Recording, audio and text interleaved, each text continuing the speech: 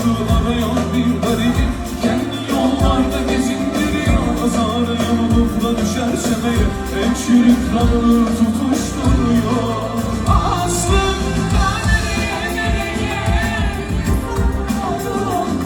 tapılıp gidiyorum aşkım olur.